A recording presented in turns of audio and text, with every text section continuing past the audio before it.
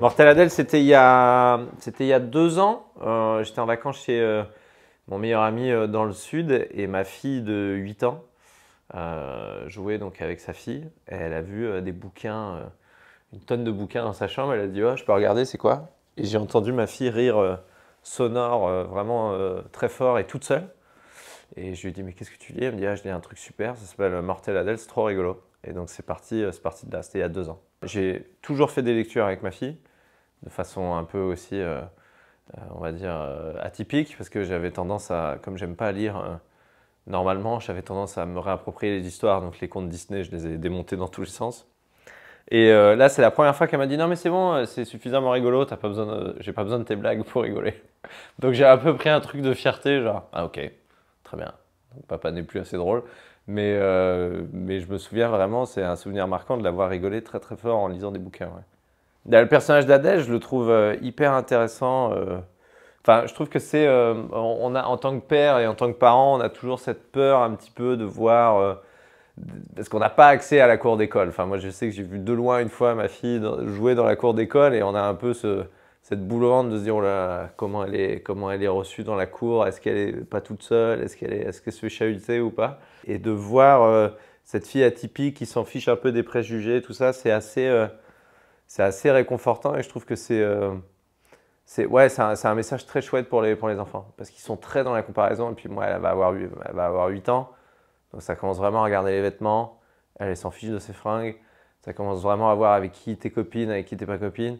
Donc elle a cette attitude rebelle, un peu what the fuck qui est très cool et qui est très réconfortant, je pense, inconsciemment pour les enfants et aussi pour les parents. Évidemment, je me suis renseigné ensuite sur l'origine de cet auteur et bah, j'ai un parcours similaire. Moi aussi, j'ai été victime d'harcèlement scolaire sur l'année de 12 à 14, justement. C'était un peu avant, mais en pensionnat, sport-études, basket, des mecs qui te regardent de haut, enfin des mecs qui avaient... Enfin, je pionçais avec des gars de 18 ans, quoi.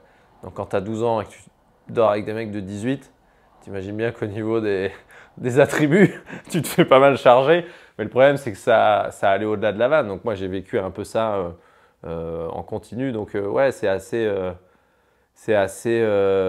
comment dire, c'est pas un truc que j'ai partagé avec mes enfants. Mais de temps en temps, je leur dis, bon voilà, si on te fait ci, si on te fait ça, si on se moque de toi et que ça revient régulièrement, il ne faut pas laisser passer le truc. J'étais un peu justement comme l'auteur, très timide, très enfermé, j'ai rien dit, je l'ai gardé pour moi. Et puis un jour, je l'ai sorti à table à mes parents et du coup, ils étaient dans un état de choc un peu fou, quoi. Du coup, j'ai dû changer de collège. Donc c'est pas des souvenirs très cool, mais j'essaie d'échanger un peu avec ma fille là-dessus. Mais depuis qu'elle lit Mortel Adèle, on n'en a pas reparlé. Et même, elle a fait le pas une ou deux fois en me disant ah là, on m'a dit ça, mais j'ai répondu ça.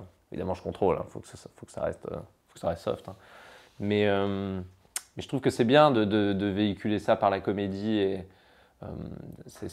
c'est moins glauque et moins pesant que les spots publicitaires ou les grandes phrases que tu peux avoir avec ton grand frère ou ta grande sœur. C'est vachement bien de passer comme ça, c'est beaucoup plus ludique. Ce que j'adore avec Mortel Adèle, c'est que c'est un référent dans l'univers scolaire, dans l'univers de la vie de tous les jours. Nous, nos héros, quand on était petits, c'était Olive et Tom, c'était Sangoku. Donc, pour faire un tir de l'aigle du milieu de terrain, déjà les terrains étaient en colline, hein, donc c'était quand même des infrastructures catastrophiques à l'époque d'Olive et Tom. Et ouais, Dragon Ball Z, tout ça, les Chevaliers du Zodiaque, c'est quand même un délire de baston. Là, ce que j'aime bien, c'est que c'est la vivacité d'esprit de Mortel Adèle qui est cool. Tu privilégies un peu plus les neurones et la répartie que les muscles. Donc moi, j'avais pas vraiment de référent à l'époque quand j'étais petit de ça. Je trouve même que c'est venu même plus tard, même avec Titeuf, tout ça, c'est arrivé un peu tardivement. Nous, à mon époque, on était plus, faut mettre des nions, quoi. Mais non, j'ai pas souffert de la comparaison avec les parents de Mortel Adèle, ce qui est plutôt bon signe ou pas? Je sais pas. Quand t'es comparé aux héros de la bande dessinée ou d'un film, c'est généralement pas bon. Non, donc elle m'en a pas trop parlé. Mais ça va, tu préfères tes parents ou tu préfères les parents de la BD? Faut pas hésiter comme ça longtemps, qu'est-ce que c'est que ce temps de latence? Ouais, merci, ouais. C'est quoi ça? Ça, c'est une partie de la collecte hein, seulement, parce qu'il y a tout évidemment. Le premier que tu avais lu chez Lou, c'était lequel? Tu te souviens plus? Bonne question. Waouh. Non, mais ce qui est fou, c'est de. Non, ma maman est une grosse consommatrice de bouquins. C'est fou de voir la vitesse à laquelle elle a lu les bouquins, c'est assez hallucinant. Franchement, j'étais en deux dodos, même pas, elle les lisait, c'était terminé quoi. Donc c'est assez ouf. Lequel t'aimes bien? Celui que j'ai... Funky Moumout, j'adore ce titre. J'adore ce titre. Funky Moumout. Ça, c'est un code. Ça, c'est un code Wi-Fi de ouf, ça. Funky Moumout. C'est un bon mot de passe. Funky Moumout. Ouais, c'est chouette, bien sûr. Parce que bah, la bizarrerie fait que je suis aujourd'hui humoriste et sur scène.